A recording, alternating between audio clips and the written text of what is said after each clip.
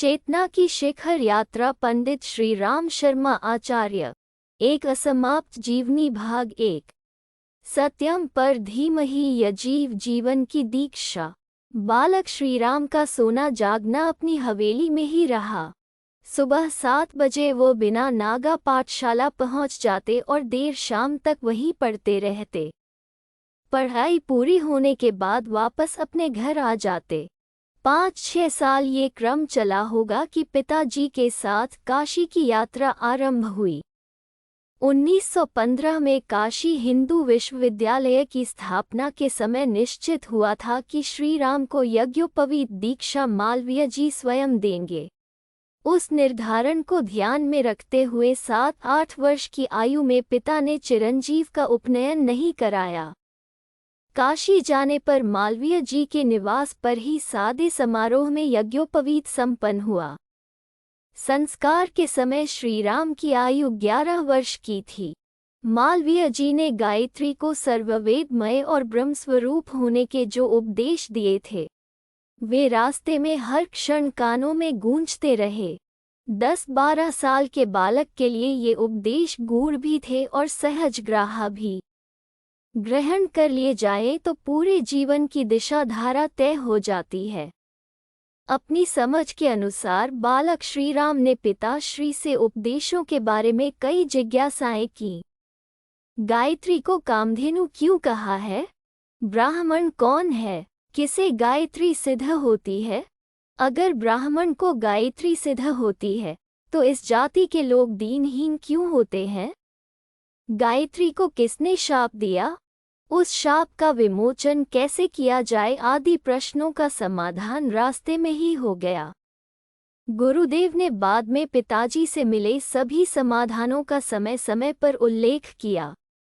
वो विवेचन गायत्री साधना के मर्म को स्पष्टतया उद्घाटित करता है। यहाँ इतना ही कि यज्ञोपवीत के बाद बालक श्रीराम ने संध्या गायत्री जप आरंभ कर दिया। ये बात मन में अच्छी तरह बैठ गई थी कि संध्या गायत्री नहीं करने से यज्ञोपवीत भंग हो जाती है। व्यक्ति को व्रात्य संज्ञक अर्थात पतित कहा जाने लगता है और यज्ञोपवीत संस्कार के समय हुआ उसका दूसरा जन्म या मनुष्य जीवन स्थगित हो जाता है। वो अपने आप को द्विज कहने का अधिकार खो देता है।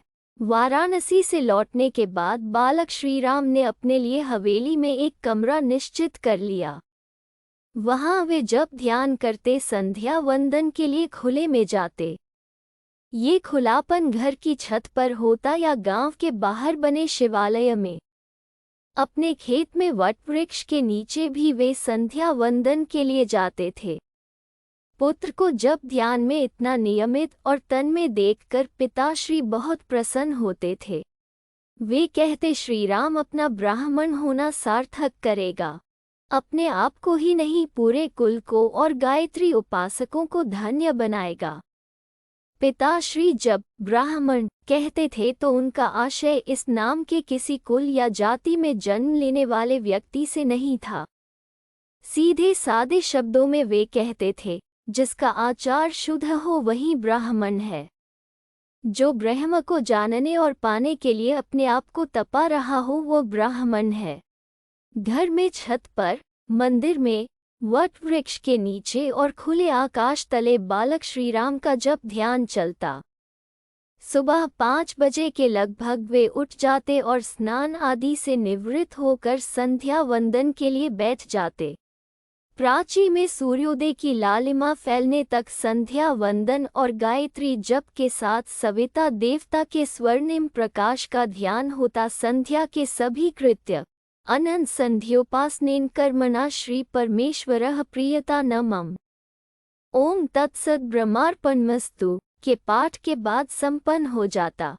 इस पाठ के साथ जप साधना का पुण्य परमात्मा को ही समर्पित कर बालक श्रीराम वापस लौट आते। 7 बजे पंडित रूपारम की पाठशाला में पहुंच जाते। वहां शिक्षा के साथ आचार आदि का अभ्यास होता। शाम के समय भी सूर्यास्ती होने के ठीक पहले सायकालीन संध्या शुरू हो जाती। तारे दिखाई देने तक वो संध्या कर्म भी परब्रह्म को समर्पित हो जाता। ये सिलसिला कई वर्ष तक चला। शायद 4-5 साल। शास्त्रीय मान्यता है कि नियम पूर्वक नियत समय पर विधि विधान से किया गया गायत्री जप तेजी से आध्यात्मिक ऊंचाइयों की ओर ले जाता है। विधि विधान का तात्पर्य अपनी साधना में श्रद्धा विश्वास का समावेश है। जो किया जा रहा है, जो समझाया गया है, उसमें प्रत्यक्ष की तरह विश्वास। कहा गया है कि गायत्री कामधेनु है, तो उसी रूप में मान लिया। ये संदेह नहीं उठा कि यह सिर्फ महत्व बताने के लिए ही है। सच्चाई शायद कुछ और हो। शास्त्र, गुरु और साधना में श्रद्धा सिद्धि के मार्ग पर ले जाती है। 8-10 वर्ष की अवधि में किए गए प्रयोग और उनके फलित परिवार के लोगों को भी इसी निष्कर्ष पर पहुंचाते थे। बालक श्री राम की श्रद्धा आस्था के लिए ये अनुभव अन्यथा आवश्यक नहीं थे।